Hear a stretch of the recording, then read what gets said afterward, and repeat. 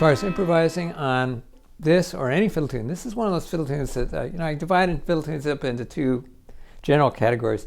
The the melody tunes, which are like an actual melody. For instance,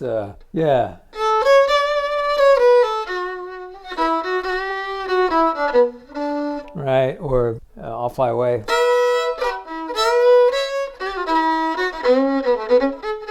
Right, this is one of those gobbledygook tunes, right? Because there is a melody, but there's a lot of notes involved, right? So this falls into all those tunes that, and there's some categories of that, right? Too. There are tunes that use sequences, right? Right, those kind of tunes. Well, this is not that kind of tune. It's a gobbledygook tune, and I include tunes like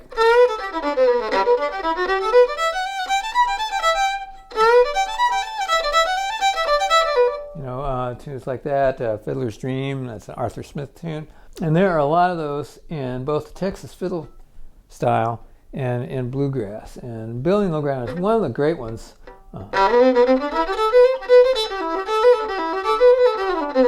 So at first it's hard to get out of the pattern because we work so hard getting this highly detailed multi-note pattern that it's hard to break out. So go back to the general shape. One of the things you can do is listen to Texas fiddlers who really have done a lot, probably more than just about anybody, improvising on the shape of a melody rather than in jazz, like you leave the melody and you improvise on your idea of a really a counterpoint, a line to the melody is really what basically you wind up playing a lot of your licks that you like to the chords. But for this, you want to stick a little bit closer to the melody. Luckily, those chords you outlined, which are correct, they all use the same scale, right? C major scale is also the A minor scale, and it's also pretty much the F scale too. In fact, well, there's a tiny little exception where we go to a little bit of Lydian action.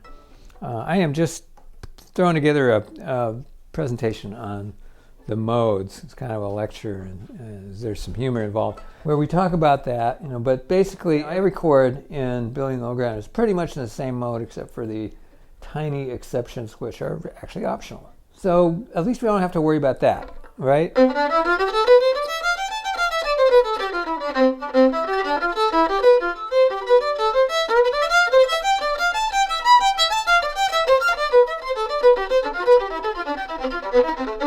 Playing these little diatonic arpeggios, I encourage you to take a look at the diatonic arpeggio lesson.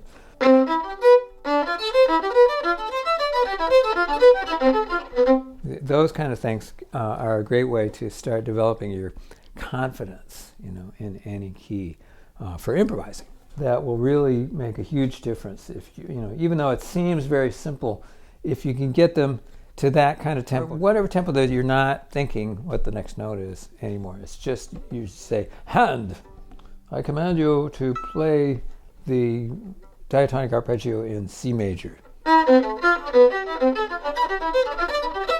It's easier than some other things are. Let me just say that. It's really just a matter of a little bit of discipline over the course of a few days, and I think it's something you can get. Anyway, let's think about what the general shape of that gobbledygook is, right? So in the first part, we can break it down.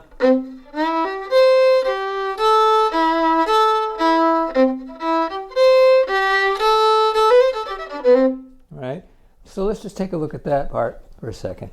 As long as we get to that C note from the low C to the high C in the first two bars, I think we still have something that could be reasonably called Building in the Low Ground, right? And then a little tiny 5-chord, right? So one of the things that you hear Texas fiddle players do a lot, this was kind of a revelation for me, is that well, you can't, it's really hard to go any more complicated. Let's simplify it.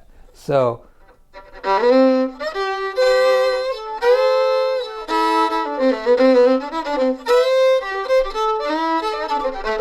right? We could just simplify it.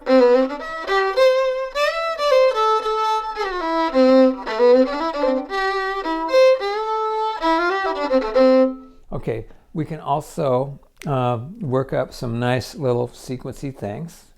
A sequence will work.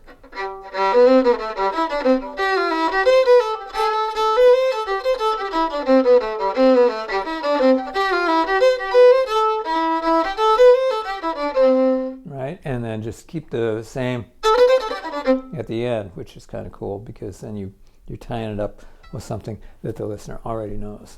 So there's a lot of these.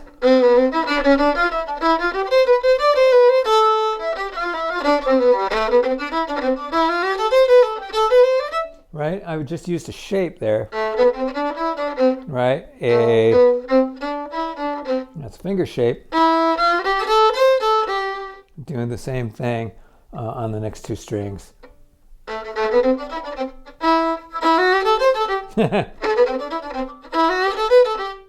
Yeah. Now we can adapt that shape, which I was doing without really thinking about it because I was playing in the key of C, but you could actually play the same.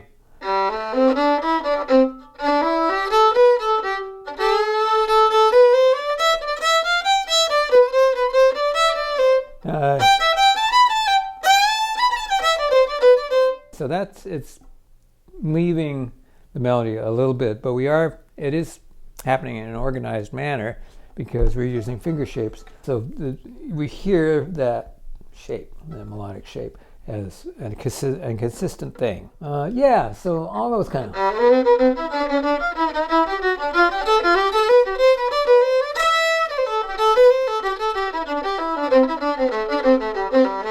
And the dreaded pentatonic.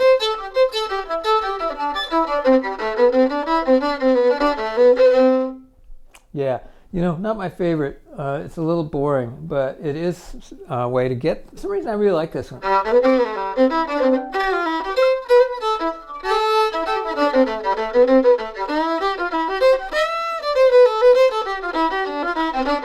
I'll come back to that quite a bit, actually. It's just one of those things that I've played this tune so many times that some of the improvising is actually is almost like the tune for me.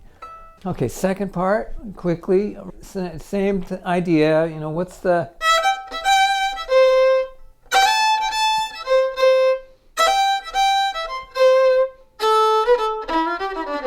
Right, that's kind of a nutshell version of the second part, right? So instead of... We could notify that, we could actually make it all separate bows.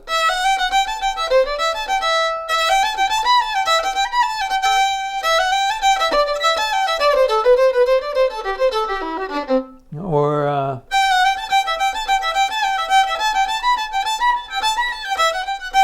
we could take a little page out of some other tunes.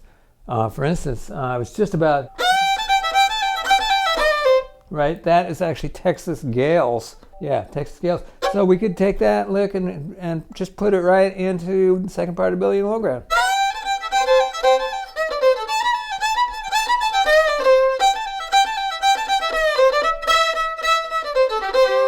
Right, something like that. Or we could just go, we'd do a different double stop.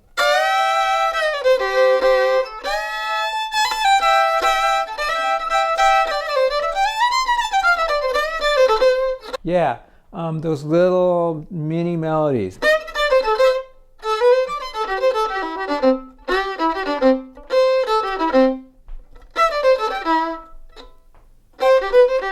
Right?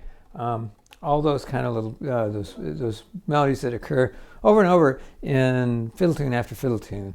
Again, there's a process of accumulation that happens over months and years, but one of the best ways to do this is just compose, and hopefully, ideally in your head, but if you want to jot some things down, that you certainly can, compose an alternate version of Billy in the Low Ground. Just write it out, or just just make it up and stick to it for a while, and then do alternate version number 3. And that's the way that most people kind of get at this, because it's a hurdle to get over.